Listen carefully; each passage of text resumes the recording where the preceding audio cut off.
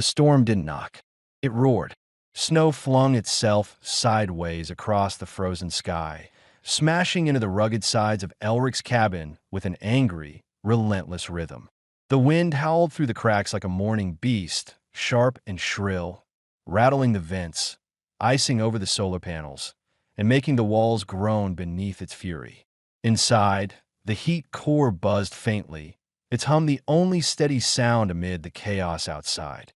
The firelight flickered dimly against the rough stone walls, painting them in orange shadows.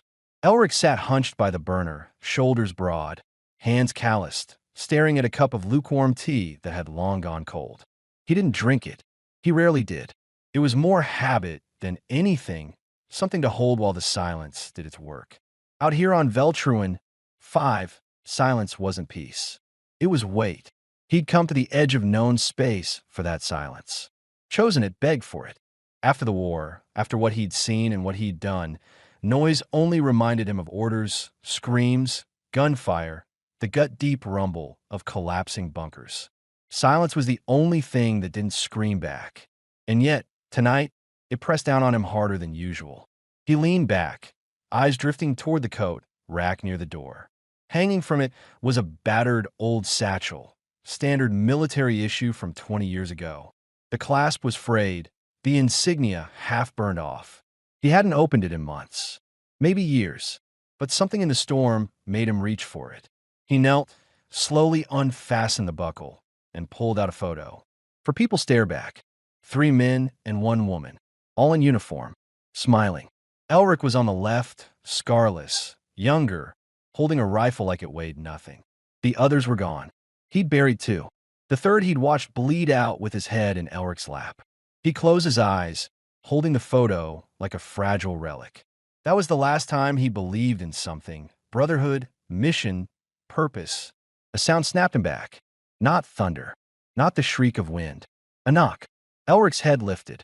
He froze. Another knock, barely audible.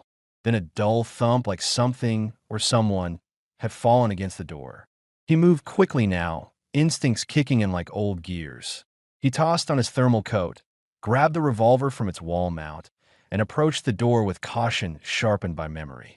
Out here, there were no neighbors, no patrols, no lost hikers. Anyone knocking meant trouble. He unlocked the door, braced against the wind, and cracked it open. And his breath caught. 3 figures stood against the blizzard. The wind whipped at them savagely, but they didn't retreat. A woman, tall, thin, shaking with cold, stood in front. Her skin was a pale, icy blue, stretched tight over her sharp features. Her long white hair blew like torn silk behind her, matted with frost. Golden eyes blinked against the snow, too bright, too deep. And clinging to her legs were 2 children. Small, frail, blue-skinned like their mother, but with short, messy white hair and eyes too large for their faces. The older one, perhaps 6, tried to shield the smaller child with his own tiny body, though he was clearly freezing himself. Elric didn't move. He'd seen a lot in war, but this wasn't something he had a box for in his mind. Then the woman spoke. Her voice was low, strained, as if it hurt to form words. "I will warm your bed. Human, my children need a father." The sentence stunned him, not because he didn't understand it, but because of the way she said it. No seduction, no bargaining, only exhaustion, only desperation. Elric blinked, too shocked to speak. The boy lifted his head. His lips were blue, his teeth clenched tight. "We haven't eaten for 2 sons," he whispered in halting common. "But Mama said someone kind would help." Elric's eyes dropped to the girl. Bare feet, no shoes. Her toes were turning purple, and her breathing was shallow. She looked up at him, not crying, not afraid, just curious. "Do you have soup, mister?" she asked. Mama said warmth comes from kind people. Elric's grip tightened on the doorframe. He was not a kind man. Not anymore. But even he had limits. He lowered the revolver, stepped aside, and said hoarsely, "Get in." Now. The woman hesitated, just a breath, as if she couldn't believe him. Then she gently pushed the children forward. They stumbled across the threshold, collapsing near the heat core, arms still wrapped around each other. The woman entered last, ducking her head slightly, and closed the door behind her. She didn't look at him. She didn't say another word. Elric secured the door, locking the storm outside again. The silence that followed felt heavier than before. He watched them without speaking. The boy curled around his sister like a tiny guardian. The girl pressed her face to the heat vent, eyes fluttering closed. Their mother sank to her knees beside them, still shaking. Her hands were raw and red, the nails cracked. Her clothes were patched with mismatched fabric, little more than rags. He noticed the bruises on her wrists then, half-healed, faint, but unmistakable. She was used to suffering, and, maybe, used to offering herself in exchange for mercy. Elric went to the cupboard and retrieved a pot of leftover stew. He heated it wordlessly, filled 3 bowls, and handed them out one by one. The woman took hers last. She cradled the warmth like a sacred thing, breathing it in before daring a sip. Her eyes glistened, but she blinked the tears away. The boy ate methodically, every motion careful and precise, like food was a resource to be rationed. The girl, Tiva, the boy called her, ate too fast, choked, and gasped for breath. Her mother panicked instantly, trying to help, but Elric was already kneeling with a cup of water. "She's okay," he said quietly. "Just too fast." The woman took the water, murmured thanks without meeting his gaze. Tiva, recovering, looked up at him again. "You have a crack on your face," she said, pointing to the long scar down his cheek. "Did someone break you?" He exhaled a laugh through his nose. "Yeah," he said, "a long time ago." She nodded, solemn. "Mama has cracks too, but hers are on the inside." That one landed deeper than expected. Elric stood slowly, retreating to his chair. For a while, no one spoke. The children curled together and fell asleep. The woman sat beside them, her bowl empty, her arms wrapped around her own chest, as if the heat hadn't touched her. When Elric returned later with a fresh blanket, he saw her laying her own threadbare one on the stone floor. She was preparing to sleep in the corner, away from the bed, away from him. "You don't have to do that," he said quietly. She didn't look up. Her voice was barely a whisper. "You didn't accept my offer." "I didn't need it," he said. I saw the girl's feet. A silence followed. Then came a reply he wasn't ready for. Others needed more than feet to open their doors. The words were sharp, sad. Not bitter, just matter of fact. Elric didn't answer. He just stared at her, then at the children. Eventually, he walked over and extended a hand. Not to touch her, but to offer. "The bed's warm," he said. "That's not an invitation. It's survival." She looked at the hand, hesitating, then nodded once and stood. She laid beside him later, stiff and silent, facing away. She never touched him. She didn't dare. After several minutes, her voice broke the dark. "I don't expect anything from you, but thank you. For the heat. For the food." Elric stared at the ceiling. He hadn't expected company. He hadn't wanted it. But something about this strange woman and her 2 fragile children had cracked the ice he'd lived in for years. And now, in the cold silence of Veltruin, 5, there were 3 more heartbeats echoing against the storm. And, for the first time in years, he didn't mind the noise. Morning never really arrived on Veltruin, 5. It just became a lighter shade of gray. The storm had buried the cabin completely during the night. Snow pressed against the windows like frozen smoke, half opaque and cold enough to turn breath to frost within seconds. Outside, the landscape was erased. No trees, no path, no sky. Just the sound of the wind still clawing at the walls, still hungry. Inside, however, the silence had shifted. Elric sat at the table, spoon turning slowly through a pot of reheated stew. He didn't look at the bowl. His gaze kept drifting to the far end of the room where the woman slept, if you could call it sleep. She lay curled on the far side of his bed, back to him, as still as the dead. Beside her, the 2 children were wrapped in his old blankets, breathing softly. They hadn't stirred since collapsing there last night.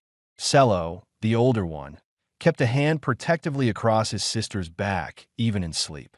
Tiva slept deeper, her tiny hand resting over her mouth as if to quiet her dreams. Elric hadn't slept. His body had rested, half slumped in the chair, coat still on, but his mind hadn't stopped. The woman's words from the night before echoed over and over. Others needed more than feet to open their doors. She hadn't said it bitterly. That made it worse. He didn't even know her name. And yet she'd offered herself like a transaction. A trade. Warmth for worth. Elric grunted under his breath and stood, moving to check the external vent pressure. He kept his movements quiet, instinctively, out of respect, or maybe just caution. But when he passed the bed, the woman stirred. Her eyes opened halfway, golden and glassy. She didn't flinch, not this time, but she didn't speak either. He nodded once. She blinked, slowly, then shifted up into a sitting position without a word. Only then did he realize she hadn't slept. Not fully. Neither had he. They were both just pretending. "You should eat," he said, gesturing to the pot. "It's still warm." She hesitated, as if unsure whether the offer was real. Then she stood, moved across the room, and sat opposite him. Not close. Not far. Just careful. He handed her a bowl. She cupped it in both hands and brought it to her lips slowly. She drank too fast, coughed once, then slowed herself, her eyes never lifting from the bowl. Her voice, when it came, was softer than the snow against the windows. "My name is Mazzari." Elric nodded once. "Elric, I know." That caught his attention. He looked up, frowning. "Ow." She lowered the bowl slightly. The outpost files weren't encrypted. I read the logs before the evacuations. They said one human stayed behind. Elric Ward, ex-military, reclusive, caution advised. His brow lifted. "That was years ago." She nodded. "But you're still here." Elric leaned back. "Did you come looking for me?" "No." She glanced over at the children, still sleeping. "I came looking for somewhere the storms wouldn't find us. Somewhere no one would." That answered one question. Maybe not all of it, but enough to make Elric's stomach tighten. "You're running." She didn't deny it. Instead, she stared into her stew and whispered, "I'm hiding." Silence again. He could hear the wind pressing harder, shifting the snow outside. The heater groaned as it compensated. He stood, poured a cup of heated water, handed it to her. She took it with a nod, hands shaking just enough to betray her exhaustion. He sat again. "What happened?" he asked. Not demandingly, just tired. She didn't look at him. "My mate died during the war. He was bonded to me. That means more than marriage in our culture. A piece of me went with him. Afterward, I wasn't complete anymore. Not in their eyes." Elric said nothing, just listened. "I tried to raise the children alone. I bartered, worked, but alone women were not protected. Not in some provinces, especially not with offspring." Her voice cracked slightly there, but she didn't stop. "They said I was an invitation.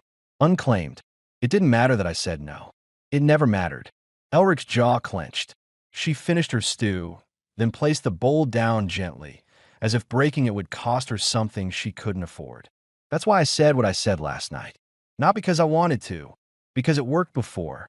Her eyes lifted slowly to meet his. "I'm sorry." He shook his head. "Don't be." Mazzari let out a breath she'd clearly been holding for hours. Behind them, a small voice pierced the quiet. "Is there more soup, Mr. Elric?" Tiva stood beside the bed, her white hair sticking up wildly, tiny bare feet curled against the cold floor. Elric immediately rose, grabbed a bowl, and filled it without question. He handed it to her, careful not to spill. She held it like a prize, beaming. Mazzari rushed to her, crouching down. "No, slow, Tiva. It's hot." Tiva nodded, blew on it dramatically, and looked up at Elric. "Can I call you Papa?" Elric froze. Tiva added quickly, "If you say no, I'll wait till you say yes." Mazzari looked horrified. "Tiva," but Elric didn't interrupt. He crouched beside her, meeting her eyes. "You can call me whatever makes you feel warm," he said quietly. Tiva nodded, satisfied, and wandered over to sit near the heat core. Cello stirred now, blinking groggy. When he saw Elric, he sat up straighter, immediately alert. "Is she bothering you?" he asked sharply. "She asks a lot of questions." "She's fine," Elric said, standing. "You hungry?" Cello hesitated, clearly trying to gauge whether this was a test. Then he nodded once. "I'll get you some." Mazzari stared at Elric for a moment longer. Then she said something that caught him off guard. "She didn't just mean you're cracked," she said. He glanced at her.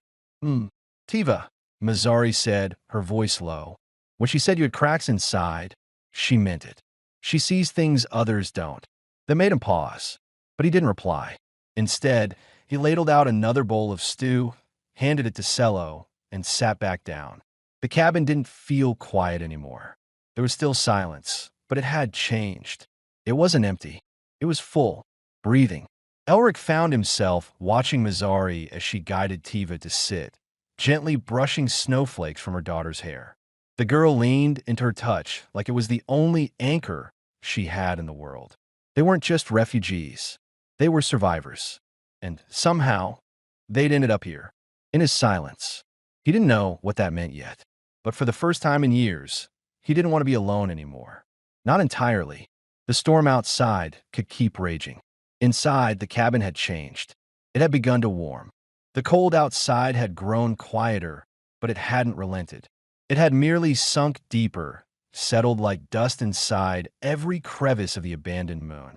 Snow no longer slammed against the walls with fury. It pressed now with silence and weight, suffocating in its stillness. Inside the cabin, however, there was warmth. Not just from the heater that hummed beside the far wall, but from something subtler, something slower. It wasn't comfort yet, but it was close. Elric had woken before dawn, if one could call anything on Veltruin 5 dawn. There was no sunrise here, just the pale light that occasionally filtered through the snow-packed sky, suggesting that the next cycle had begun. He'd made coffee from a nearly depleted tin and stood at the viewport, watching nothing. There was still no horizon, no sky, only white. Behind him, the sound of small feet padding softly across the floor caught his attention. Tiva, wrapped in an old thermal blanket like a tiny ghost, emerged from the sleeping area and stood quietly beside the heater. "Cold?" he asked without turning. She shook her head, then yawned. "I wanted to say good morning to the warm thing first." Elric's brow lifted. "The heater," she nodded, crouching beside it and touching the metal panel with her fingertips. "It keeps us safe, so I say thank you." He didn't know what to say to that. He'd fought wars over resource infrastructure and watched entire cities burn because of failed heating cores. And here this little girl was, whispering gratitude to an old machine like it was a guardian spirit. Mazzari emerged a few minutes later, her movements quiet and fluid. She didn't speak at first, but she offered Elric a brief nod before tending to her children. She had that distant look again, the one he'd come to recognize as her default state. Alert, reserved, quietly preparing herself to be told to leave. She always acted like this might be the last day they were allowed to stay. He poured 2 mugs of hot water and handed one to her without comment. She accepted it with a whisper of thanks, then sat beside the heater with Tiva and folded her legs beneath her, brushing the child's white hair away from her face. Cello rose more slowly. He stretched stiffly, hiding a wince as he moved his feet. "Still sore?" Elric asked, kneeling to check the wrappings on the boy's frostbitten toes. "I didn't cry," Cello said, trying to straighten his posture. "Even when Mama put the bomb on." "That doesn't mean it didn't hurt," Elric replied, carefully unwinding the cloth. "The skin was pinker today, less gray. That was a good sign." Cello gave a tight nod, but said nothing else.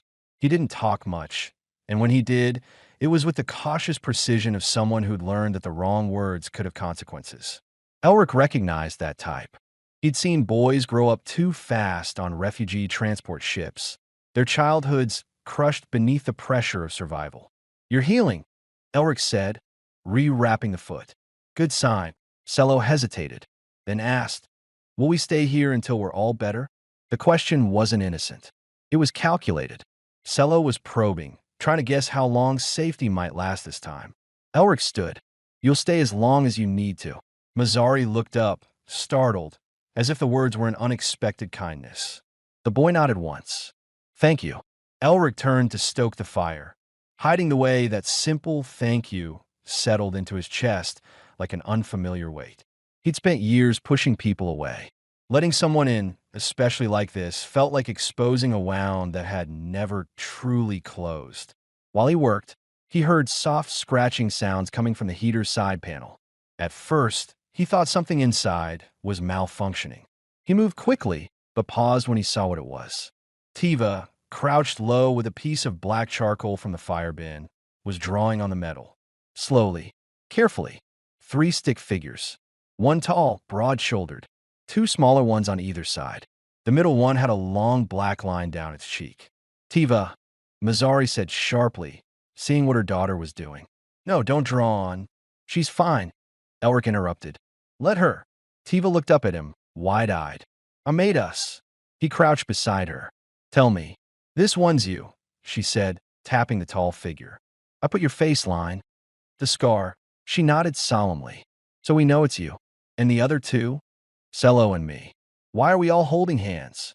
Because you're in the middle now. Like a bridge. That means you hold both of us. He looked at the drawing for a long moment, then stood. He returned a few seconds later with a square of old ration cloth, clean and used. Here, he said, handing it to her. Next time you want to draw, use this. But that one stays. Tiva beamed. Mazzari didn't smile. Not quite, but her shoulders eased slightly. Later, while the children napped, Cello sprawled on the cot with one arm flung over his eyes, Tiva curled against his side like a kitten. Mazzari helped Elric reorganize the ration shelf. She worked in silence for a while, passing him items to log or discard. Then, without looking up, she said, You didn't have to be kind to them. He glanced at her. I mean, she continued, voice quiet but steady, you didn't owe us anything. You could have closed the door. He shrugged. They were freezing. It wasn't a hard decision. It is for some. He didn't reply. She didn't stop. Kindness here feels dangerous. I'm still adjusting to the idea that you're not waiting to take something back. Elric set down the tin in his hand. I'm not, he said firmly. Mazzari nodded, but her hands trembled slightly as she continued working. That tremble wasn't fear. Not anymore. It was tension, a wire pulled too tight for too long. He thought of something she'd said before. I offered because it worked before. The idea that warmth could be mistaken for barter still made him feel sick. I'm not going to ask for anything, Mazzari, he said quietly. Not now. Not ever. She finally met his eyes. And for the first time, there wasn't fear or distance in them. There was silence. But it was a silence made of understanding. That night, they all sat by the heater. The storm outside had softened. Cello carved a small figure from a broken chair leg Elric had given him to practice. Tiva hummed while rolling up a bundle of cloth to make a doll. Mazzari prepared a stew, thin but hot, and Elric simply watched. Not from the edges, not as a stranger, as part of it. When it was time to sleep, Mazzari didn't go to the floor. She waited. Elric didn't say anything. He simply turned down one half of the bed, then stepped aside. She lay beside him. This time, she didn't face the wall. She faced him. Her hands trembled less. The heater clicked softly, and the cabin creaked as the storm receded. You're different from what I expected, she whispered.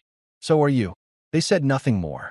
And in the quiet that followed, the warmth no longer came just from the fire. The day began like all the others since Mazzari and her children had arrived. Gray light, filtered through frost-laced windows, and the soft mechanical breath of the heating system struggling to hold its ground against the cold outside.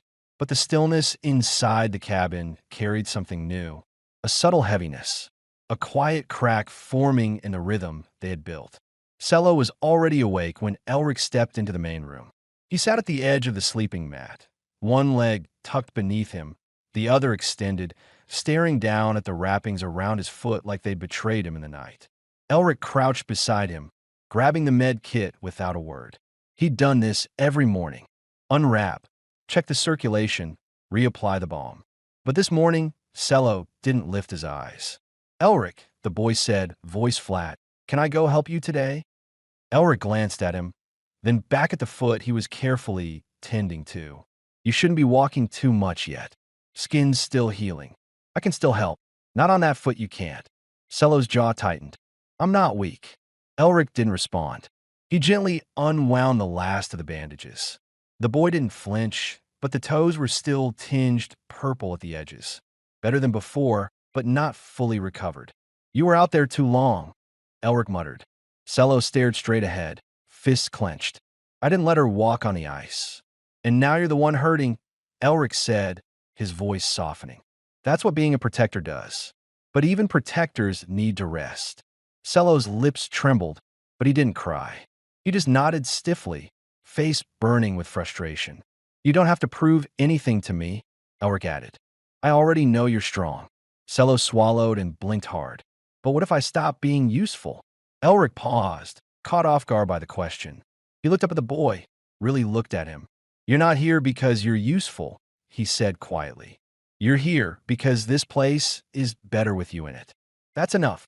Cello said nothing after that, but his shoulders relaxed a little as Elric began rewrapping his foot, careful, steady.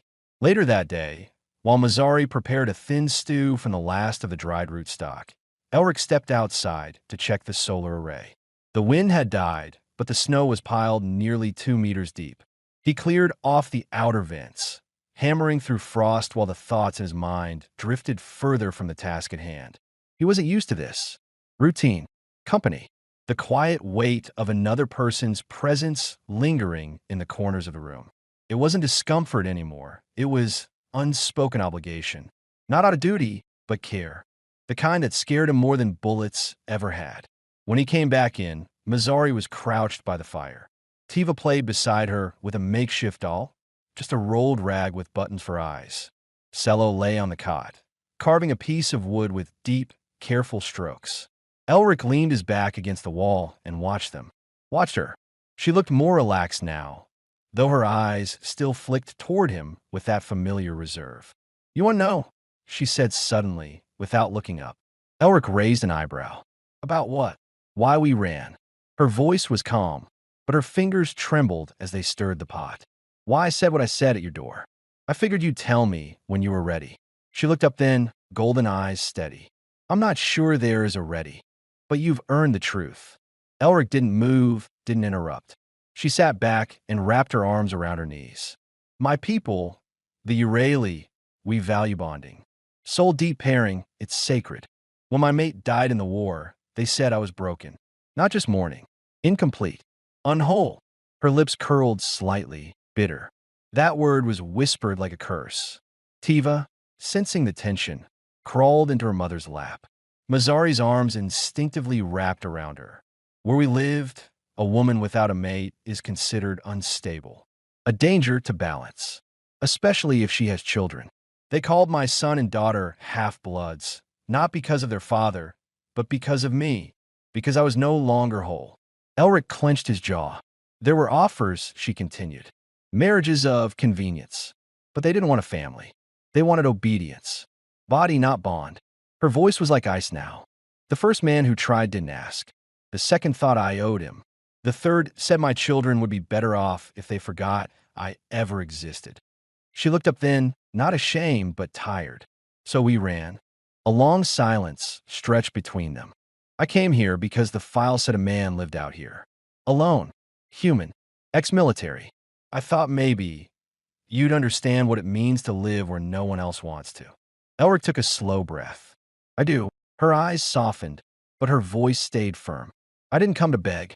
I came to survive. And when I said what I said that night, it was because the only way I've been let through a door lately was by offering myself. Elric looked down. I didn't mean to insult you. You didn't, he said quietly. You reminded me. Of what? That this world is still cruel and still worth resisting. She gave a small nod, and for a moment, the silence between them felt like understanding instead of avoidance. Elric stepped closer to the fire and crouched beside it. Want to hear something shameful? She tilted her head. I didn't stay here because I love solitude. I stayed because the last time I tried to return, I didn't belong there anymore. The war stripped something from me. I used to command squads, keep people alive, make the calls no one wanted to make. I buried too many, left a daughter behind when I deployed. Never made it back in time to say goodbye. Mazzari's eyes softened.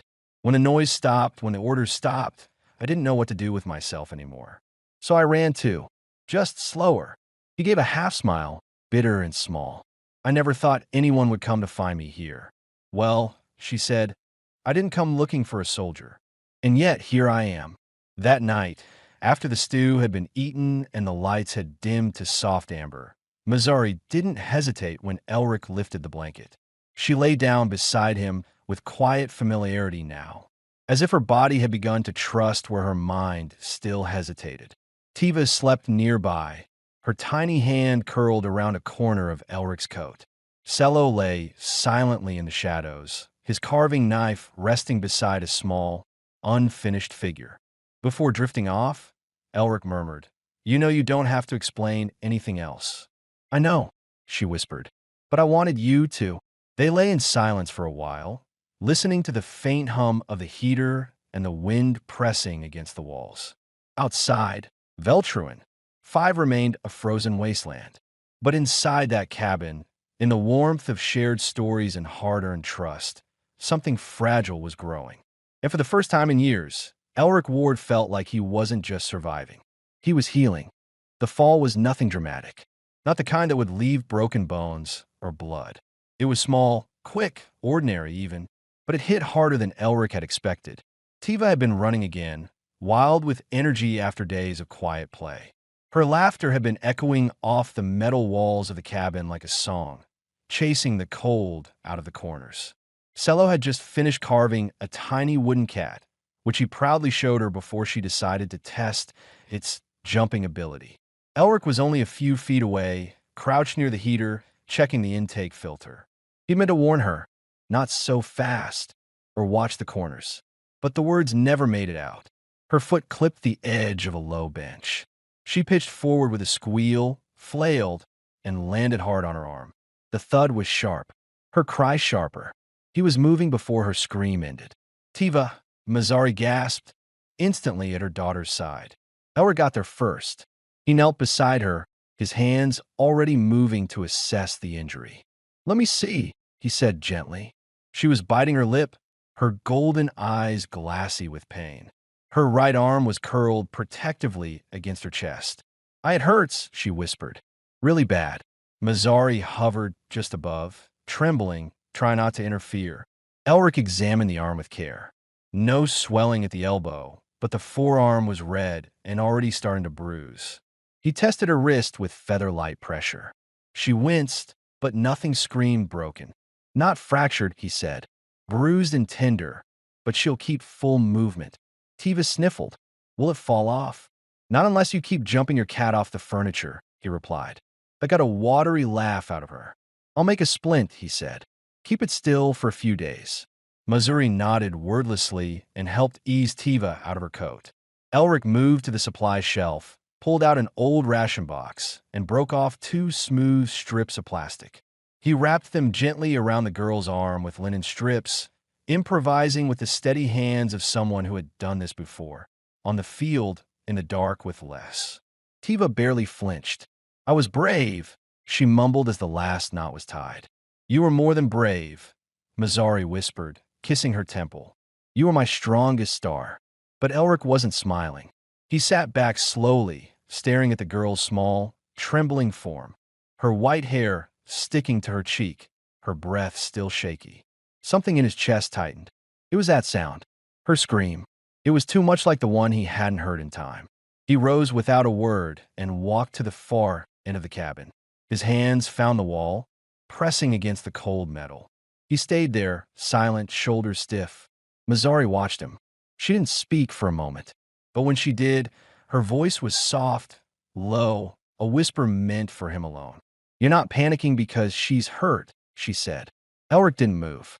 "You're panicking because you've heard that cry before." Still, he said nothing, but his jaw flexed just once. Mazari approached slowly, barefoot, quiet. She didn't touch him, just stood close enough that he could feel her presence like heat. "My daughter," he said at last. The words sounded strange in his mouth, like metal scraped against stone. Her name was Lyra. She was 6. He closed his eyes, breathed in through his nose. "I left for my last deployment thinking I'd be gone 3 weeks. They said it was routine, nothing complicated. I promised her I'd be back before her birthday." He swallowed hard. "She asked me to bring her a stone from the red moons. Said she wanted to paint it and keep it under her pillow for dreams. I told her I'd bring 3. Mazari said nothing. She stood in stillness, listening. She got sick, Elric went on. A fast-moving fever. Something rare. It came out of nowhere. One day, she had a cough. 2 days later, she couldn't breathe. He stared down at his hands, as if they still held something they could never let go. My wife, her mother, called my unit, begged them to reach me. But I was underground. Communications blackout. It took them too long to find me. And by the time they did, he shook his head. I missed her by 6 hours. 6 damn hours. His voice cracked. Just once. When I finally got home, the house was empty. My wife had gone. No note. No forwarding address. Just nothing. Mazzari finally moved. She reached out and rested her hand gently against his forearm. Not to pull, not to comfort, just to say I'm here. I came here because I thought if I disappeared far enough, maybe I could outrun the sound of it. She didn't respond with pity. Didn't say she was sorry. She didn't have to. Instead, she stepped in front of him slowly, carefully. And then she said, I carry my mate's body back myself. They told me I should have left him. That a woman with children had no business retrieving a dead soldier. But I couldn't leave him alone on that field. She looked up at Elric with eyes like molten gold. When I got back, they called me unfit. Dangerous. Unclean. I didn't follow the rules of grief. I didn't let go when they told me to. Elric met her gaze. And now, he asked. Now, she said, I'm still grieving. But I'm not alone anymore. She reached up, touched his face, softly, reverently. Her fingers brushed the edge of his scar, as if trying to map the pain etched into him. You didn't fail her, Elric. Yes, I did. No, she said firmly. You loved her. That's not failure. That's proof. His breath caught. She would have been proud of the man you became, Mazzari whispered. The one who opens his door to freezing strangers. Who holds a broken child and says she'll be okay. Who gives his only socks to a doll. That drew a laugh out of him. A real one. It cracked something open and released the weight pressing on his ribs. They stood like that for a long moment, the two of them bathed in silence, but not the hollow kind. The full kind. The healing kind. Behind them, the soft sounds of sleep filled the cabin. Tiva murmuring something in a dream, cellos even breathing from the cot. Elric finally said, I don't know how to stop carrying it. You don't, Mazzari said, but you can share it. And when you do, it's lighter. He leaned forward slightly, forehead resting against hers. She didn't pull back. You're different from what I expected, he whispered. So are you. That night, for the first time in years, Elric fell asleep, not from exhaustion or duty, but from peace. The weight hadn't left, but it no longer sat on him alone. He had handed part of it over, and in return, he'd been given warmth. Real warmth. The kind that doesn't come from fire. The kind that starts in another person's arms and stays long after the flames go out. The morning unfolded like a gentle sigh. No storm clawing at the roof. No emergency repairs waiting. Just a stillness that didn't feel empty, but settled, like a blanket finally laid flat after too many days wrinkled with tension. It was the kind of quiet Elric had once feared. The kind that used to feel too fragile to trust. But now, as he stood near the stove, stirring a pot of porridge while Tiva snored softly from the bedding behind him, it felt earned. The cabin had warmed early that morning, not just from the heater, but from the soft radiance of shared peace. A peace not demanded or declared. One that simply was. Sella was already awake, sitting by the table with a small chunk of wood in one hand, carving tool in the other. The figure he was working on had arms now, clumsy, uneven ones, but it was unmistakably a person. Elric noticed the details, the way the boy had etched a tiny line across the left cheek. The scar. He didn't comment, but a smile tugged at one corner of his mouth. Tiva stirred next, groaning dramatically and pulling the blanket over her face. Is it food time already? She mumbled. Smells like it, Cello said, still focused on the wood. Tiva peeked out from beneath the blanket and sniffed the air. It's porridge. Elric lifted a spoon from the pot and examined it like he wasn't sure if he should feel insulted. And what's wrong with porridge? Nothing, she said, rolling to her feet with one arm still splinted, the other dragging her doll by the leg. Just that I smelled better on the outpost shuttle once. And that was full of feet. Mazzari let out a short, surprised laugh from the far end of the room. She was folding clean linen, moving with unhurried grace, her long white hair pulled back in a loose braid. Elric shook his head and poured the porridge into 4 bowls. You eat it or you smell like feet next. Your call. Tiva grinned and climbed onto the bench beside Cello, who was now putting finishing touches on his carving. Is that me? She asked, tilting her head. Cello nodded. You, with your arm bandaged. And your big head. My head's not big. It's a little big. I'm growing into it. You're not supposed to grow sideways. Mazzari stepped between them, placing a gentle hand on each of their heads. Eat, or I'll make you smell like feet. They quieted quickly, lips twitching in half-suppressed smiles. Elric set the last bowl down in front of Mazzari and took his own, sitting across from her at the table. He didn't say much at first. He never did during meals, but his eyes lingered on the peaceful disorder of it all. A half-finished carving, a doll with one eye missing, steam rising from chip bowls. Not perfect, but real. After breakfast, Mazzari cleaned the dishes while humming a soft tune in her native language. Tiva hummed along, off-key but enthusiastic, while Cello returned to his carving, now attempting legs. Elric took the opportunity to reorganize one of the shelves near the back wall, where emergency tools had been piling up in lopsided clusters. As he sorted through a tangle of old cords and half-burnt solar panels, Mazzari's voice floated over from behind him. Thank you. He glanced over his shoulder. For what? For today. It's just a quiet morning. That's what I mean, she said, wrapping the last dry cloth around a clean mug. You gave us a day that asked for nothing. No danger, no running, no proving we deserve to stay. Elric paused, then turned fully to face her. You don't have to prove anything anymore. Not here. Her eyes held his for a long moment. I believe you now. Tiva interrupted before either of them could say more, holding up her doll with pride. Look, I made her a dress from your old sock. Mazzari blinked. Which sock? The blue one with the hole. That was your only thermal pair. Elric, Mazzari said, half amused, half horrified. It was the left one, Elric replied dryly. The hole made it an underperformer. She said it was too itchy for your feet, but perfect for her dolly's soul, Tiva added solemnly. Mazzari laughed again, the sound fuller this time, carrying into the corners of the cabin.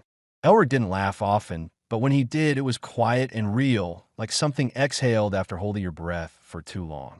As the day unfolded, no one asked for more than what was already there. Elric repaired a loose drawer. Cello finished the legs on his carving and shyly asked Elric if he wanted to keep it. Tiva spent nearly an hour painting rocks outside the airlock with melted wax crayons. Mazzari combed through the cabinet and sorted supplies with the steady focus of someone who finally trusted tomorrow would come. Later, after lunch, Mazzari joined Elric by the window, both of them sitting in silence, shoulders almost brushing. The snow beyond the glass shimmered with soft light. No footsteps, no alarms, just endless, untouched white. Do you miss it? She asked suddenly. He looked at her, puzzled. What? The war. The movement. The feeling of always doing something. He shook his head. No, I miss the people, not the chaos.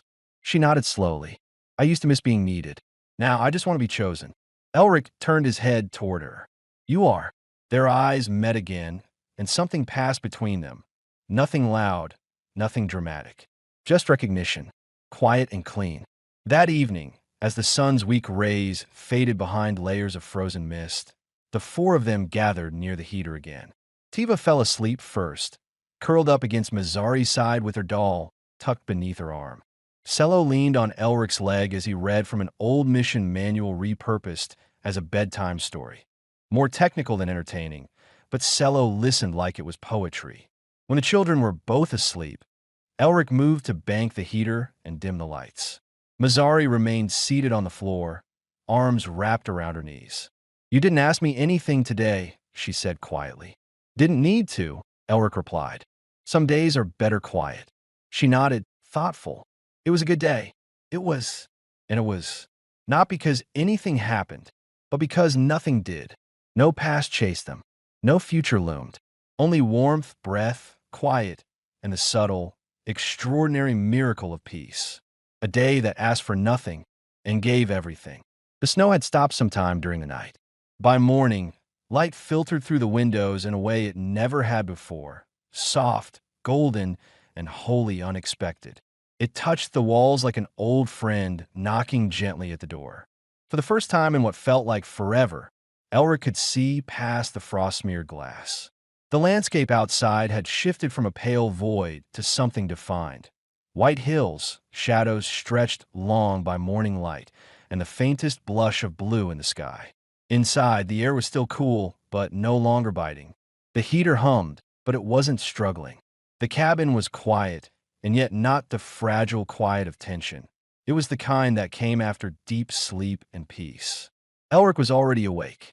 He'd been up before the others, standing at the window, sipping a weak brew and listening to the world breathe. Behind him, blankets rustled. Tiva stirred first, murmuring in her sleep and flipping her doll to the opposite side of her pillow. Cello remained wrapped like a cocoon, his chest rising and falling evenly. And then Mazzari moved. Elric didn't turn. He could hear her bare feet crossing the floor, soft as falling snow. Her reflection flickered faintly in the glass beside his. She stood close, but not touching. "The sky is blue," she said quietly, her voice still heavy with sleep. He nodded. "Hadn't seen it in a while. It feels strange." "It does." They stood like that for a moment longer, letting the warmth of shared silence settle between them. Elric set his cup down and finally looked at her. Her hair was a little tousled, lips still marked by sleep. She wore one of his old shirts now, too long on her, sleeves rolled. Somehow, it suited her more than anything else she'd worn. He studied her face without hiding it this time.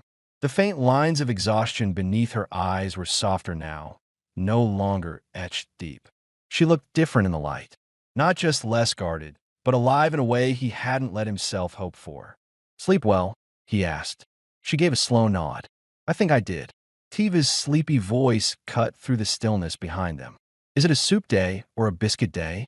Elric smiled. "Biscuits. If someone didn't finish them all yesterday." "I only had 4. You had 5, Cello mumbled without opening his eyes. "I shared one with my dolly, so technically 4.5. Mazzari stepped away from the window, brushing Tiva's hair gently. "Wash first, then biscuits. No arguments." As they moved into their morning routine, Elric remained by the window a little longer, watching them. It still amazed him how quickly they'd made the cabin feel like something more than shelter. It felt like a home. He'd spent years building its walls, but they had filled the space between them. After breakfast, Cello and Tiva played a quiet game near the heater while Mazzari washed the dishes in the small sink, humming softly.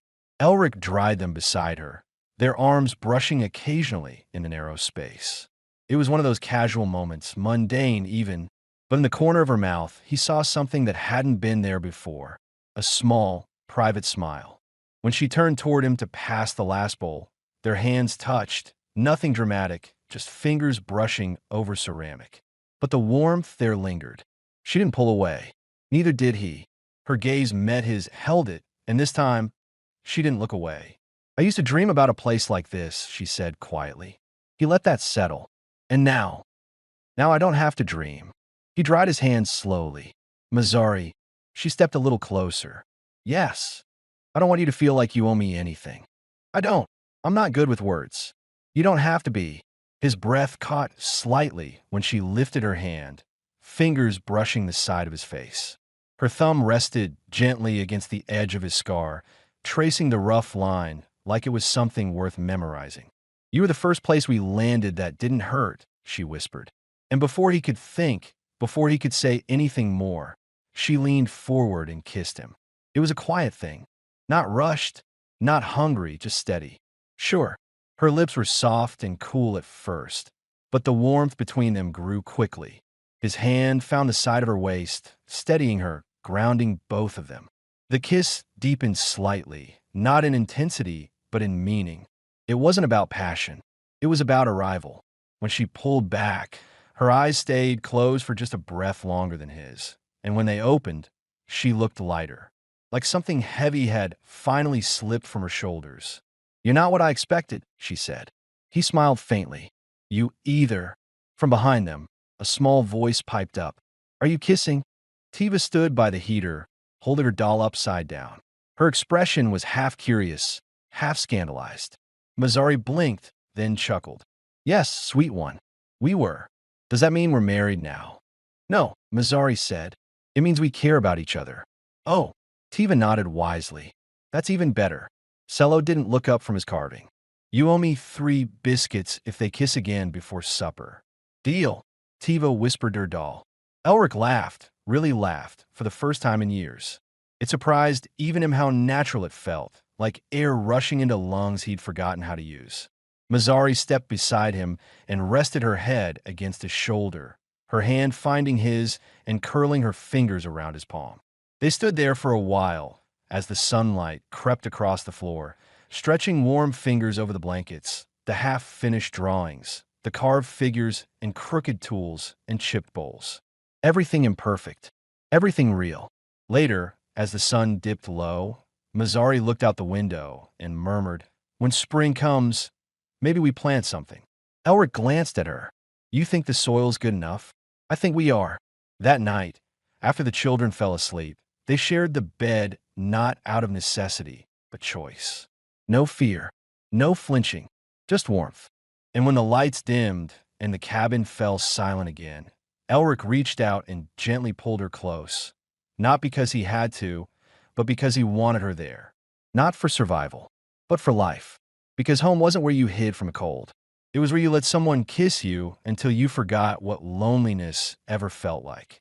And Elric Ward, soldier, exile, man made of silence, was finally warm. Months had passed since the storm. Veltruin, 5 had begun to thaw, slowly, like an old wound learning how to close. Where once there was only white and wind and cold that clawed its way into bones, now there were hints of green, small at first, shy. Moss at the edge of the path. A few patches of grass curling up through melting ice. Life, where for years there had only been silence. And behind the cabin, in the uneven stretch of land Elric had once called the scrap field, a garden had grown. It hadn't started with much. Just a few seed packets Mazzari had found sealed in a storage crate, half expired and written in a language she couldn't fully read. Cello had cleared the stones. Elric had built low fencing from broken panels. Tiva named every seedling. Now, under the hesitant warmth of Veltruin's pale sun, the plants had bloomed. Short-stalked green roots, clustered berry weed, and fat, twisting stalks of fire fruit leaned under their own weight, ready for harvest. And the 4 of them were there, hands in the soil, laughter echoing through air that had forgotten what it meant to carry joy. Elric knelt at the edge of the plot, wiping sweat from his brow with the back of his hand. He wore his sleeves rolled high and his boots muddy, and he couldn't remember the last time he'd smiled this easily. Pull from a base, he said, gently guiding Tiva's hands. Not the top. You'll snap the stalk. She nodded, tongue poking out in concentration as she gripped a stubborn fire fruit. Like this. Twist first, then pull. Like when I open your toolbox? Exactly, he chuckled. Only this doesn't explode if you do it wrong. Good, she said, yanking the fruit free with a triumphant sound. Because I didn't like when the blue one fizzed. That was a plasma cell, not a fruit, Mazzari called from across the garden, her arms full of harvested greens. And you were told not to touch it. She was helping. Cello defended his sister, holding up a cluster of bright leaf greens. We were exploring. You nearly disabled the entire power grid, Elric added. But we fixed it, Cello said with a shrug. Mazzari met Elric's gaze across the garden. Her expression was full of warmth and mischief. The kind he now knew was her version of laughter. Her long white hair was tied up in a loose braid, strands coming undone in the breeze. She looked like someone who had belonged here forever. And maybe Elric thought she always had. By midday, the harvest was nearly done. Sacks of vegetables lay stacked near the shed, and the sun, weak as it was, bathed the clearing in golden light. They sat together on the cabin steps to rest, the children between them, each holding a piece of fresh-cut fruit. Tiva leaned into Elric's side, barefoot and content, legs streaked with dirt. Cello sat on the other side, his carving knife tucked into his belt like a badge of honor. The moment was so peaceful, so quietly perfect, that it almost passed without notice. Almost. Tiva leaned her head against Elric's shoulder, looked up at him, and said it like she had said 100 small things before. Like it wasn't anything new. Papa. Elric froze. Mazari's head turned slightly, her lips parting, but she didn't interrupt. Cello shifted, folding his arms across his chest like he'd been waiting. Yeah. Elric said, careful. Tiva held up a berry-stained hand. I think this one's for you. He took the berry from her and tried to swallow the emotion that rose in his throat. She leaned into him again and whispered, You're my papa now, right? He looked at Mazari. She was watching him, eyes shining, no hesitation in them now. Just quiet hope. Elric nodded slowly. If you want me to be. Tiva gave a firm nod, satisfied. You already are. Cello's voice followed, less playful, more serious, but no less sincere. I've been calling you that in my head for a while, he said. Just didn't know if I was allowed to. Elric turned to him. You don't need permission for that. Cello nodded. Then it's settled. And just like that, it was. Not with ceremony, not with grand declarations, but with dirt under their nails, sun on their backs, and the weight of the past finally light enough to breathe beneath. Later, when the children had gone inside to wash up and argue over who got the last piece of dried fruit, Elric remained on the steps beside Mazari. They sat in silence for a while, watching clouds drift lazily over the thawing sky. Then Mazari leaned her head on his shoulder. You always imagine it like this? She asked. He thought about it, then shook his head. I didn't imagine it at all. I never let myself. She smiled. And now, I don't have to imagine anymore. He turned his head slightly, brushed a kiss against her temple. Now I just get to live it. She closed her eyes, let herself rest against him. For the first time in years, there were no weapons within reach. No alarms set. No threats looming in the snow. There was only warmth. Earth beneath their feet. Two children giggling inside. A woman who had survived hell, now smiling at the sound of her daughter, calling someone papa. And a man who had once been a soldier, once been nothing more than a shadow in the frost, now rooted in something he never thought he'd find again. Family. It hadn't come with war or victory. It had grown in silence and bloomed in spring.